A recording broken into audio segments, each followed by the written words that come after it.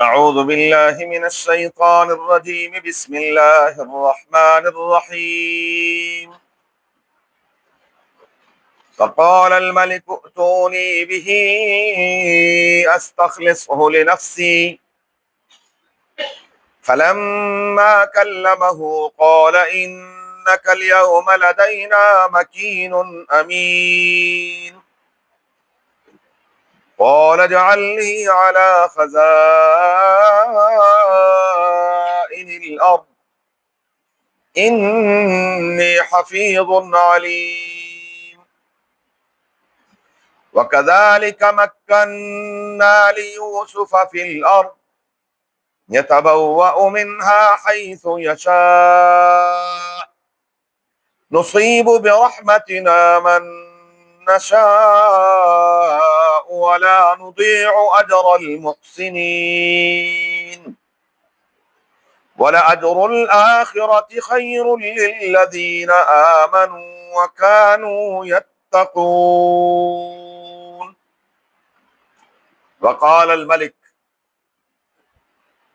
اور کہا بادشاہ نے ائتونی بہ لے آؤ سیدھے ان کو میرے پاس استخلصہ لنفسی میں ان کو خالص کر لوں اپنے آپ کے لیے فلما کلمہ بس جب یوسف علیہ السلام سے گفتگو ہوئی قال بادشاہ نے کہا انک الیوم لدینا مکین امین بے شک آپ کے لیے ہمارے ہاں عزت ہے آپ باعزت اور امانت دار ہیں قال یوسف علیہ السلام عرض کرنے لگے فرمایا اجعلنی علی خزائن الارض مجھے مقرر فرما دیجئے زمین کے خزانوں پر انی حفیظ علیم میں حفاظت کرنے والا بھی ہوں اور جانتا بھی ہوں وکذالک مکننا لیوسف اسی طرح ہم نے جگہ دی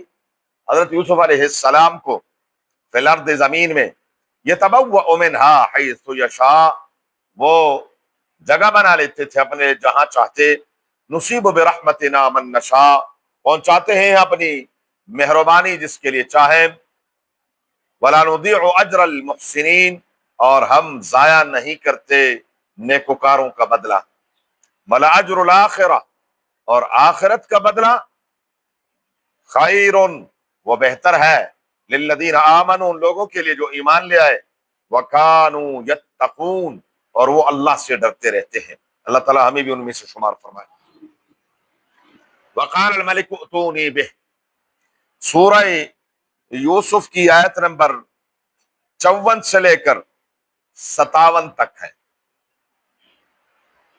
گزشتہ آیات میں تھا یوسف علیہ السلام نے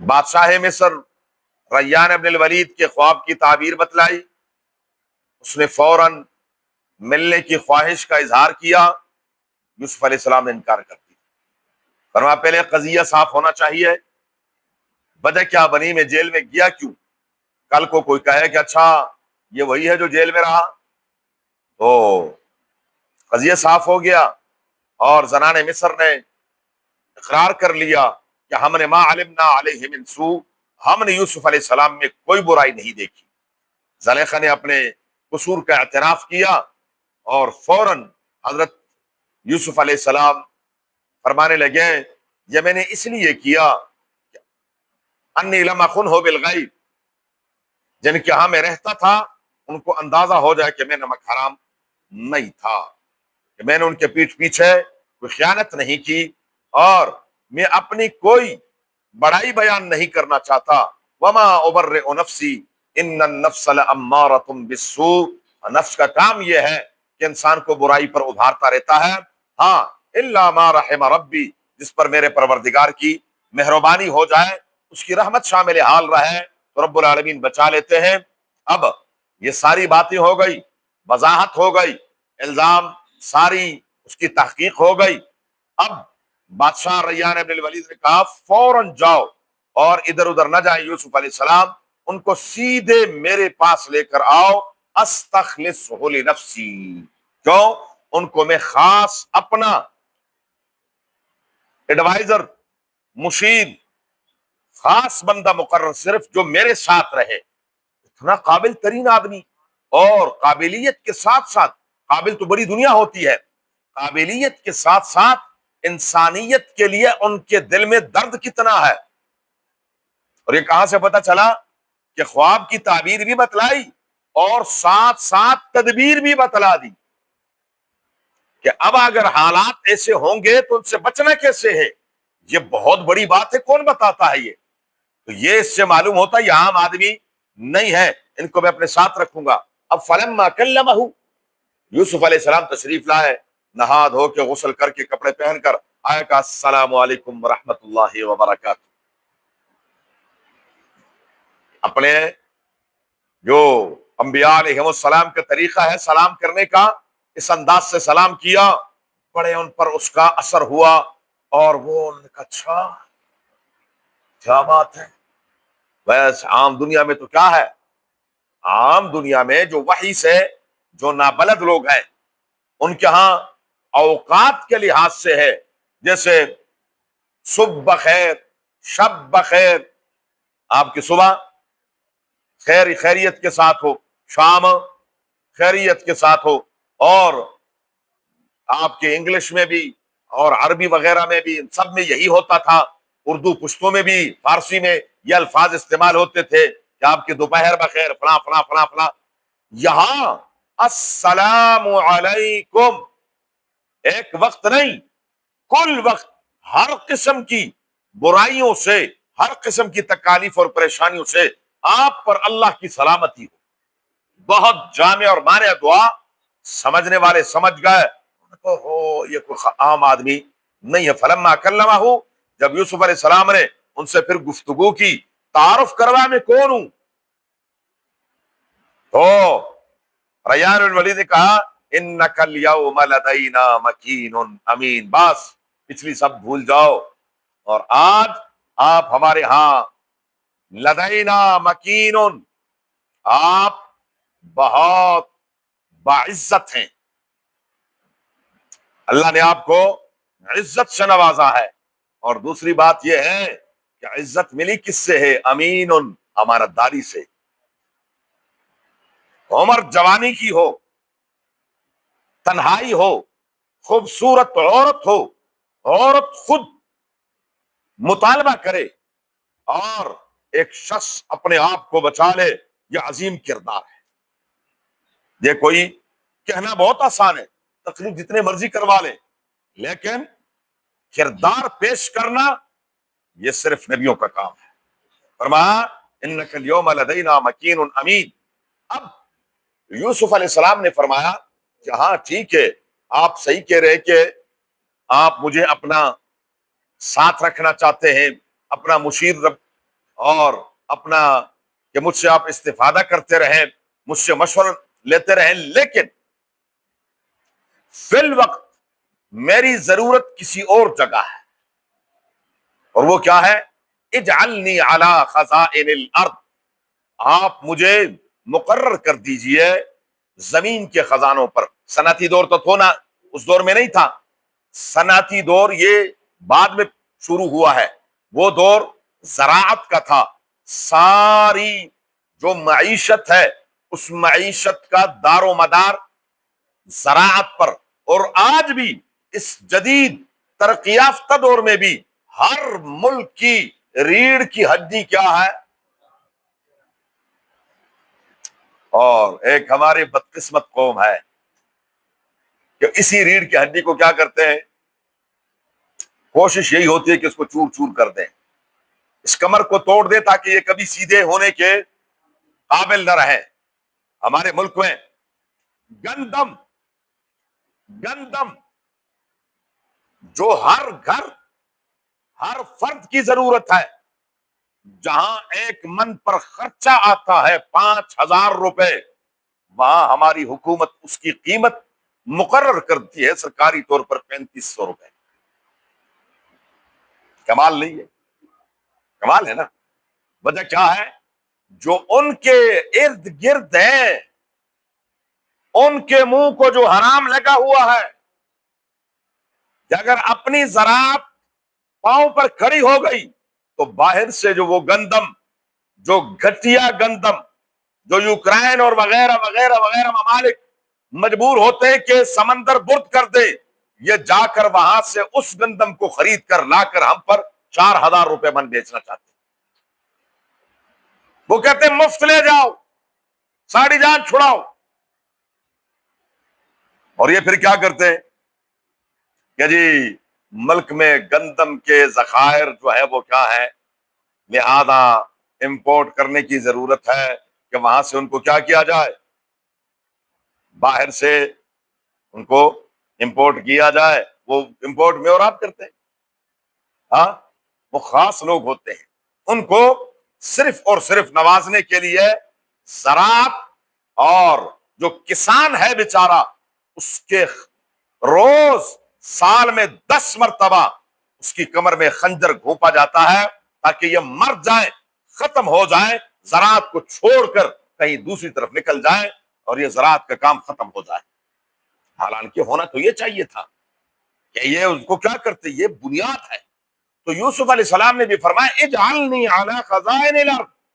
آگے حالات آنے والے دو قسم کے، ایک جو 7 سال ہیں ہر قسم کی رویدگی کے، زمین کے پیداوار کے، تو اس میں کسی قسم کی کوئی سستی نہیں ہونی چاہیے، خوب سے خوب تر، کوئی 1 انچ جگہ بھی باقی نہیں ہونی چاہیے، ہر جگہ پر کیا ہونی چاہیے، زراعت ہونی چاہیے اور اس میں فصلیں اگانی چاہیے۔ پھر فصل تو اگا لی، اب فصل کو کیا کرنا ہے، سنبھالنا بھی ہے۔ تو یہ فصل کو سنبھالنا اور اگلے آنے والے 7 سالوں کو مد نظر رکھتے ہوئے یہ تمام تیاری کرنی ہے۔ اور اس تیاری کو فرمایا 2 باتیں ہیں، ایک تو میں کیا ہوں، حفیظ، میں امانت دار ہوں، اس میں کوئی حفاظت کروں گا، دوسرا جانتا ہوں، اس کام کو جانتا ہوں، اس کام کو میں نے اس دن کہا تھا ہمارے زراعت کے وزیر زراعت وہ ہوتے ہیں جنہوں نے زندگی میں کبھی ان سے کوئی حل، وہ کہیں گے حل کیا چیز، ایش حل، ان سے کوئی ٹریکٹر، وہ کہیں ٹریکٹر کیا بلا ہوتی ہے، ان سے کوئی زمین، ان کو زمین کیا بلا ہوتی ہے، ان سے کوئی پانی، کھاد، وہ کہیں کیا ہوتا ہے کھاد، ان کو کیا پتا ہے بھائی کہ یہ کیا چیز ہوتی ہے، لیکن وہ کیا بنتے ہیں، ہمارے وزیر زراعت صاحب بنتے ہیں۔ اس لیے فرمایا اجعلنی علی خزائن الارض انی حفیظ علیم۔ یہاں پر ایک بہت اہم ترین سوال ہے اور اس کے ساتھ کئی مسائل اس سوال کے ساتھ وابستہ ہے، غور سے سنیں، ذرا سمجھنے کی کوشش کیجیے۔ سوال یہ ہے، یوسف علیہ السلام اللہ کے پیغمبر، کوئی شک تو نہیں نا، یوسف علیہ السلام اللہ کے پیغمبر، اور پیغمبروں کے بارے میں اللہ فرماتے ہیں اِنَّا أَخْلَصْنَاهُمْ بِخَالِصَةٍ ذِكْرَ الدَّارِ، ان کو ہم نے خالص کیا ہے آخرت کے لیے، ان کے پیش نظر آخرت۔ یوسف علیہ السلام دنیا کی وزارت کا مطالبہ خود کر رہے ہیں، دنیا کے ایک عہدے کا، منصب کا مطالبہ خود کر رہے ہیں۔ ذرا غور سے سنیں، عبد الرحمن ابن سمرہ رضی اللہ تعالیٰ عنہ روایت کرتے ہیں، ابو موسیٰ اشعری رضی اللہ تعالیٰ عنہ جلیل القدر صحابی ہے، ان کی قوم قبیلہ اشعر کے کچھ لوگ رسول اللہ مبارک کی خدمت میں حاضر ہوئے، اور حاضر ہوتے ہی انہوں نے مطالبہ کر دیا کسی منصب کا۔ مثال کے طور پر میں کہہ رہا ہوں کہ جی ہمارے علاقے کے وہ فلاں فلاں جو عہدے ہیں یہ آپ ہمیں دے دیں۔ نبی کریم صلی اللہ علیہ وسلم نے صاف انکار کر دیا۔ ابو موسیٰ اشعری رضی اللہ تعالیٰ عنہ نے فوراً معذرت کی کہ حضور مجھے معلوم نہیں تھا کہ یہ جو میرے ساتھی ہیں یہ آگے جا کر آپ صلی اللہ علیہ وسلم سے کیا مطالبہ کریں گے، آپ صلی اللہ علیہ وسلم معاف فرما دیں، میرے علم میں نہیں تھا، ان کو یہ مطالبہ نہیں کرنا چاہیے تھا۔ نبی کریم صلی اللہ علیہ وسلم نے فرمایا کہ ابو موسیٰ میں جانتا ہوں ہم سے جو لوگ کسی عہدے کا یا منصب کا مطالبہ کرتے ہیں از خود، ہم ان کو وہ عہدہ اور منصب کبھی بھی نہیں دیتے۔ حدیث ہے نبی کریم صلی اللہ علیہ وسلم کا، کوئی بھی عہدہ کوئی بھی منصب قضا کا ہو، وزارت کا ہو یا کوئی بھی ہو، اگر کسی عہدے کو کوئی شخص خود طلب کرتا ہے، خود کہتا ہے مجھے جج بناؤ، خود کہتا ہے مجھے افسر لگاؤ، خود کہتا ہے مجھے یہ عہدہ دے دو، مجھے یہ وزارت دے دو، تو اللہ کی تائید سے وہ شخص محروم ہو جاتا ہے۔ سمجھ آ رہی میری بات؟ جب اللہ کی تائید سے محروم ہو جائے گا تو لہذا وہ ناکام رہے گا، کامیاب تو نہیں ہو سکتا۔ یہاں یوسف علیہ السلام خود کہہ رہے ہیں اجعلنی علی خزائن الارض، مجھے وزیر خزانہ بنائیں، آپ وزیر زراعت بنائیں۔ تو یہ تو خود مطالبہ ہے جو کہ انبیاء کی شان کے لائق نہیں ہے۔ اور یہ جو میں نے احادیث آپ کے سامنے پیش کی کہ خود جو مطالبہ کرے، رسول اللہ نے فرمایا اس کو کیا کر دو، وہ عہدہ نہ دو۔ دراصل دیکھنا یہ ہے جو مطالبہ کرنے والا ہے اس کی نیت کیا ہے، بس بات واضح ہو جائے گی۔ عہدہ مانگنے والا، منصب مانگنے والا، یہ منصب جو مانگ رہا ہے، عہدہ مانگ رہا ہے، اس عہدہ اور منصب کا یہ کیوں مطالبہ کر رہا ہے، اس کی نیت کیا ہے؟ اگر تو نیت اس کی دنیا کا مال بنانا ہے، مال کمانا ہے، دنیاوی مفاد حاصل کرنا ہے، پھر تو یہ ہرگز اس کے قابل نہیں ہے اور اس کو دینا بھی نہیں چاہیے۔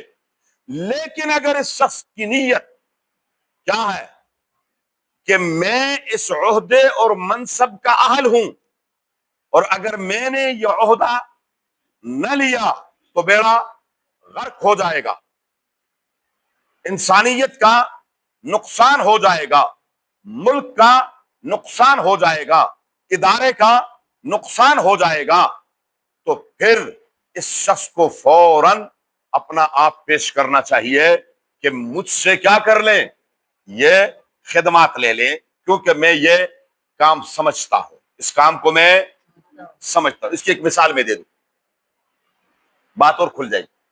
غزوہ موتا مشہور غزوہ ہے، نبی کریم صلی اللہ علیہ وسلم نے یکے بعد دیگرے 3 امیر مقرر کیے۔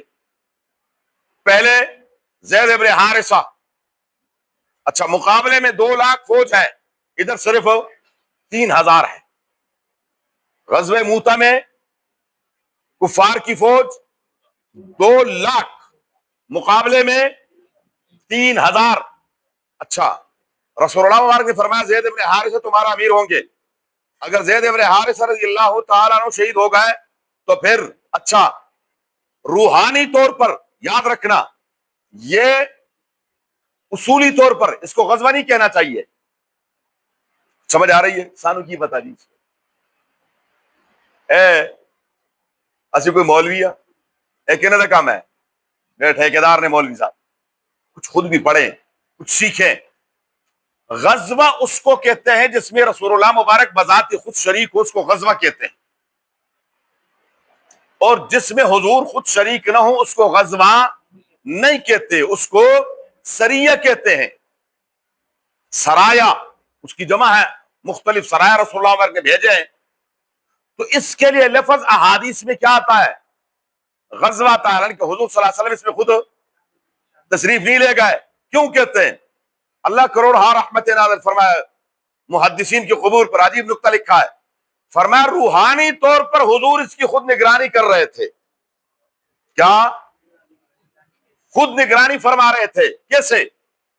جیسے زید بن حارثہ رضی اللہ تعالیٰ عنہ شہید ہوئے، نبی کریم صلی اللہ علیہ وسلم نے فرمایا زید بن حارثہ شہید ہو گئے۔ کہاں فرما رہے ہیں؟ مدینے میں، موتا میں جنگ ہو رہی ہے، زید بن حارثہ وہاں شہید ہو رہے ہیں، اور یہاں کون فرما رہے ہیں؟ مدینے میں سرکار دو عالم صلی اللہ علیہ وسلم فرما رہے ہیں ہاں زید بن حارثہ شہید ہو گئے۔ اب جھنڈا جعفر طیار کے پاس ہے، جعفر طیار سیدنا علی المرتضیٰ کے بھائی، جعفر طیار رضی اللہ تعالی عنہ کا ایک بازو کٹا، دوسرا بازو کٹا، انہوں نے ایسے پکڑ لیا، بالآخر وہ جھنڈا گرنے نہیں دیا، یہ دونوں بازو کٹ گئے۔ تو پھر یہ بھی شہید ہو گئے. رسول اللہ مبارک نے فرمایا کہ جعفر طیار بھی شہید ہو گئے. جعفر طیار. اب جھنڈا عبداللہ ابن رواحہ کے پاس رضی اللہ تعالی عنہ، جلیل القدر صحابی، بہت بڑا شاعر تھے. تو عبداللہ ابن رواحہ رضی اللہ تعالی عنہ جھنڈا لیا، خیر مقابلہ کیا. مقابلہ کرتے کرتے حضور نے فرمایا عبداللہ ابن رواحہ بھی شہید ہو گئے. اب تینوں امیر جو حضور نے ترتیب بتائی تھی کہ اگر یہ تو یہ، پھر اس کے بعد یہ، پھر اس کے بعد یہ ہوں گے امیر. اب امیر تو رسول اللہ مبارک کی جو ترتیب تھی اس ترتیب سے تینوں امیر شہید ہو گئے. یہاں خالد ابن ولید خود آگے بڑھے. اللہ، خالد ابن ولید رضی اللہ تعالی عنہ خود آگے بڑھے، فرما دو مجھے جھنڈا. اب یہ خود آگے بڑھنا، امانت سنبھالنا، کچھ سمجھ آ رہی ہے؟ سونا نہیں ہے. میں نے کہا نا، میں نے ایک سوال کیا ہے کہ خود عہدے کا، منصب کا مطالبہ کرنا شریعت کی روح سے جائز نہیں ہے. یہاں یوسف علیہ السلام کیا کر رہے ہیں؟ خود مطالبہ کر رہے ہیں کہ مجھے یہ وزارت دے دے. اب یہ 3 صحابی جرنیل شہید ہو گئے. اب خالد ابن ولید، صحابہ نے نہیں کہا، رسول اللہ مبارک کی ترتیب نہیں تھی، خود آگے بڑھے. خود ان کو پتا تھا کہ اگر میں آگے نہ بڑھا تو اب یہ جنگ کیا ہے، ہار جائیں گے، صحابہ شہید ہو جائیں گے سارے. وہ آگے بڑھے، انہوں نے جھنڈا لیا. اللہ اکبر. رسول اللہ مبارک یہاں مدینے میں بتا رہے ہیں اب ایک ایسے شخص کے ہاتھ میں جھنڈا آیا ہے جس کے ہاتھ پر اللہ تبارک و تعالی فتح نصیب فرما دے. خالد ابن ولید نے نئے سرے سے، خالد تو خالد تھے پھر، اللہ، انہوں نے نئے سرے سے صفیں بنائی اور جنگ کا وہ بدل دیا، رخ بدل دیا، طریقہ بدل دیا. اور پھر یکبارگی چھوٹے چھوٹے انہوں نے کہ یہاں پر 50، وہاں 50، وہاں 100، وہاں 100، اور یہ 100 آگے بڑھیں گے. یہ ان کے ساتھ ہی جب اتنا قدم یہ آگے چلے جائیں گے پھر یہ 50 ادھر سے آئیں گے، ادھر سے 100 آئیں گے، ادھر سے پھر 100 آئیں گے. وہ اس انداز سے انہوں نے حملہ کیا کہ سامنے والے سمجھے کہ پتہ نہیں کتنی لاکھ فوج آ گئی ہے، کتنی لاکھ فوج آ گئی ہے. ہم ایک دستے کو تھوڑا سا سنبھالتے تو ادھر سے دوسرا آ جاتا ہے، اس کو سنبھالتے ادھر سے تیسرا آ جاتا ہے. اس انداز سے خالد ابن ولید نے حملہ کیا کہ وہ 2 لاکھ فوج بھاگنے پر مجبور ہو گئی. فتح پروردگار عالم نے کس کو نصیب فرمائی؟ جب انسان کو معلوم ہو. اس کی مثال ایک اور میں عام، میں نے